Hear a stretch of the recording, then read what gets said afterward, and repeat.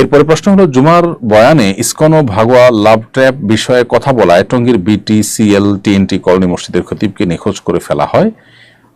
এর আগে তিনি মসজিদের বারান্দায় ও নিজ বাসায় হুমকি সংবলিত 2টি চিঠি পান, যেখানে তাকে হত্যার হুমকি দেওয়া হয়।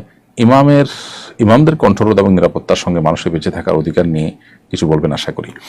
হ্যাঁ, অবশ্যই এটা খুবই দুর্ভাগ্যজনক একটি ঘটনা এবং সত্যি বলতে এ ধরনের ঘটনা বাংলাদেশে কল্পনা করতে আমাদের কষ্ট হয়, কারণ সংখ্যাগরিষ্ঠ মুসলমান যে দেশে, সে দেশে আপনার মুসলমানদেরকে সংখ্যালঘুদের উগ্রবাদী অংশটা তারা আপনার হুমকি দিবে এবং সেটা বাস্তবায়ন ঘটাবে।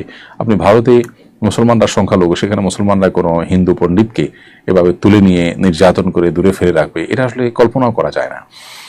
কিন্তু দুর্ভাগ্যজনক বিষয় যে বাংলাদেশে আমরা আমাদের অন্য ধর্মাবলম্বী ভাই বোনদের সাথে সামাজিক সহাবস্থান চাই, কিন্তু সেখানে তাদেরও দুর্নামের কারণ তাদেরই যে উগ্র অংশটা আছে, সে উগ্র অংশ অর্থাৎ ইসকন এবং এ জাতীয় আরো যে সমস্ত প্রতিষ্ঠান উগ্রবাদী কার্যক্রমের সাথে লিপ্ত, তারা দিন দিন অ্যাগ্রেসিভ হয়ে আসছে এবং তারা রীতিমতো সমাজকে অস্থিতিশীল করবার জন্য অনেকগুলো উদ্যোগ ইতিমধ্যে নিয়েছে। 2014 সালে, 2016 সালে বিভিন্ন সময় ঢাকা এবং সিলেটে একাধিক ঘটনা দেখা গেছে যে তারা মসজিদে নামাজের সময় মানুষের নামাজে ডিস্টার্ব করেছে, কখনো তারাবির নামাজে, কখনো জুমার নামাজে ইচ্ছাকৃত গান বাজনা বাজানো, মুসল্লিদের উপরে চড়াও হওয়া, হামলা করার মতো ঘটনা ঘটেছে, অস্ত্রশস্ত্র নিয়ে মহড়া দিতে দেওয়ার মতো ঘটনা ঘটেছে। গত বছর এই একই প্রতিষ্ঠান ইসকন যারা হুমকি দিয়েছে ইমাম সাহেবকে, তাদের তরফ থেকে হুমকি বলে কাগজে লেখা আছে এবং এই ধরনের কর্মকাণ্ড ইতিপূর্বেও তারা করেছে এবং মামলাও সেটা উল্লেখ করেছে।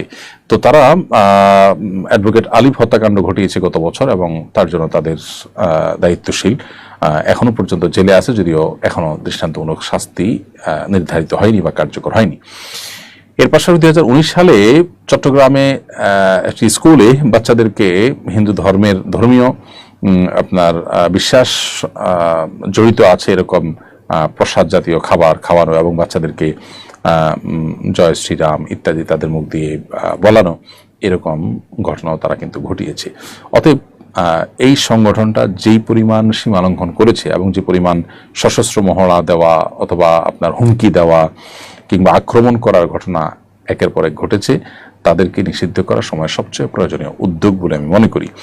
অতএব এই সন্ত্রাসী সংগঠন যদি নিষিদ্ধ করা হয়, তাহলে সেক্ষেত্রে সাধারণ হিন্দু ভাই বোন যারা আছেন তাদের প্রতিও সাধারণ মানুষ অন্তত এদের কারণে জেনারেলি তাদেরকে দোষারোপ করবে না। অতএব হিন্দু ভাই বোনদেরও উচিত যে তাদের ধর্মের নামে যারা উগ্রবাদ বিস্তার করছে তাদের ব্যাপারে, তাদের বিরুদ্ধে তাদের কথা বলা। যে ইমাম সাহেবকে গুম করা হলো এবং পঞ্চগড় হেলিবোর্ড এলাকায় তার শেকল বাঁধা আপনার বিবস্ত্র শরীর পাওয়া গেছে, তাকে পাওয়া গেছে, সেটা স্থানীয়রা পুলিশকে খবর দেওয়ার পর তাকে উদ্ধার করা হয়েছে। এটা দুর্ভাগ্যজনক একটি বাস্তবতা এবং কর্তৃপক্ষ এ ব্যাপারে গড়িমসি না করে উপযুক্ত তদন্ত করে যথাযোগ্য দোষীদেরকে শাস্তির আওতায় আনা, আইনের আওতায় আনা, এটা তাদের কর্তব্য এবং আমরা আশা করছি সেটি তারা করবে। যদি না করেন তাহলে দিন দিন মানুষের এমনি আইন এবং বিচারের প্রতি আস্থা তলানিতে, সেটি আরও যদি তলানিতে নেমে যায়, তাহলে সেক্ষেত্রে মানুষ আইন নিজের হাতে তুলে নেবে, যেটা সমাজের জন্য ভালো কিছু বয়ে আনবে না।